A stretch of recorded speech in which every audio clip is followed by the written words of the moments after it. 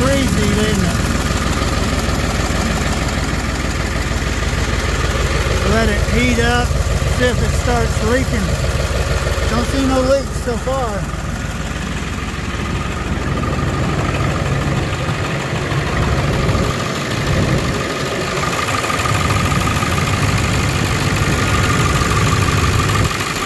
Nothing obvious up here.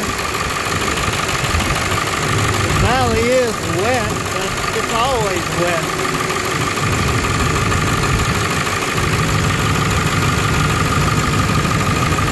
I don't see a lot of oil or anything. There's oil over there. See? I don't know if you can see from down here. Yeah. Oh yeah. So this is where the oil cooler's at. Down there. The turbo's over there though. In the middle.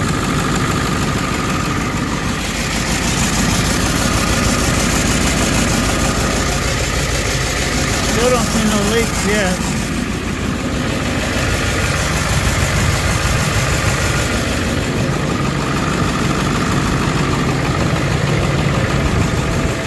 Nighttime like this is best because you can spotlight things. I don't see it leaking in the pan, but we can move it and see. It's kind of hard to tell.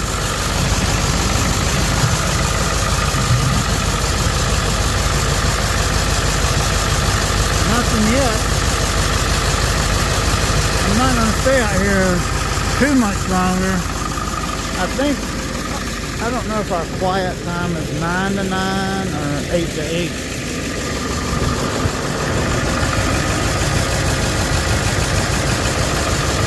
Well, I always thought it was the oil cooler. It is really greasy. And sort of wet back there in the back. I don't know if you can see. Hard to look at it from this angle.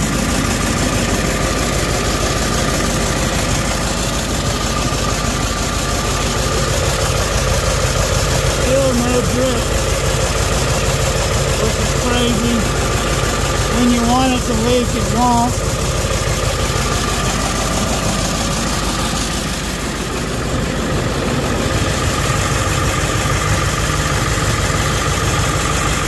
Still don't see no leaks, but you can tell this wasn't like that before. So the oil cooler is right down below there.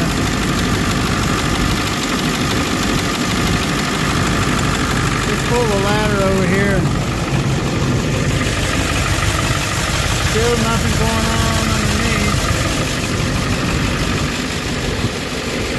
Put a ladder up here and see what we can see from up here.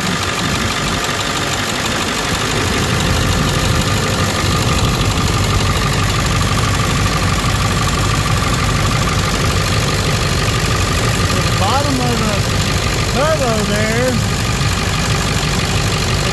dry. This is the cold side over here. It's real wet back there on the valve cover. Heck, the valve cover could be loose. It's really wet right here. And the oil cooler is right below that. Don't see anything up front. The valley is wet, but it's always wet. I'm not seeing anything jumping out at me. Everything's pointing toward the oil cooler. And we have the parts to fix the oil cooler, to rebuild it. So there is that. But that is a rather large, dirty, greasy job. Just not seeing any leaks.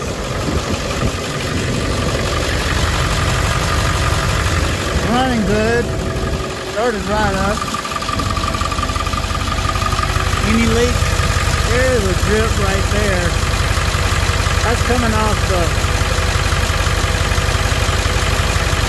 probably the front of the transmission.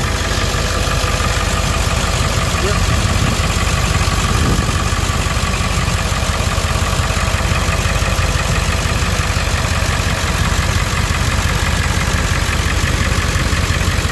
There it goes. I see it dripping right there, back behind. I hope it's not my dipstick.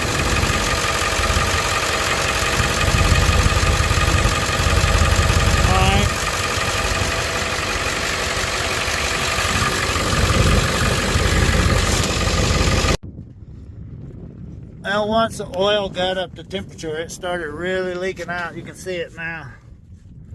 Right there.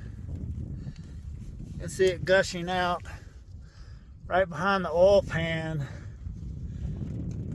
Can you see it dripping?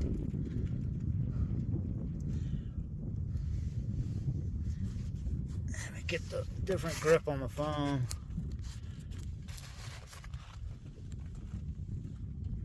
Yeah, right up in there. Right up in there. Look at that. Oh boy.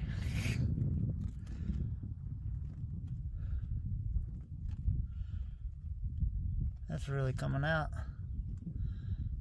Alright, let me clean that up and I can put the pan up underneath it to catch it.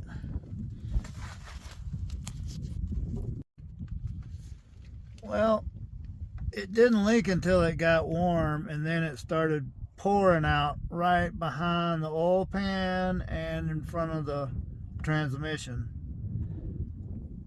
And you really can't see because it's above the starter where, I don't know, it's not the dipstick, which is good, because that's a pain in the ass. But let's hope this is not something too serious. So let's go look on top of the engine. Well, we waited till dark and we found where it's dripping. So tomorrow, after it gets through dripping, and it wouldn't leak at all until it heated up and built up pressure, and then it started coming down. So tomorrow I'll crawl up underneath there, clean up that mess. Thankfully we've got several layers here. There's no way it can get to the ground. So we will crawl up underneath there and stick our head up in there and see if we can see something. Because it could be coming from several different places right now. But at least we've narrowed down where it's dripping at. Because before it was dripping at a dozen different places. So now we've narrowed down at least the first place it drips from. And it seems like it's following a path of least resistance and gravity. That's not where it's leaking from. So we need to track it down. We'll crawl up underneath there, and then if we can't get any luck that way, we'll crawl up on top of the engine and look underneath the turbo. It's my guess it's either the oil cooler or the turbo. It's not the dipstick, that's good. So we've got it put to bed, everything locked up. So we will walk over here to the RV. We got a good start on it. But as usual, it's not going to be easy. It never is. However, we'll figure it out. We got no choice.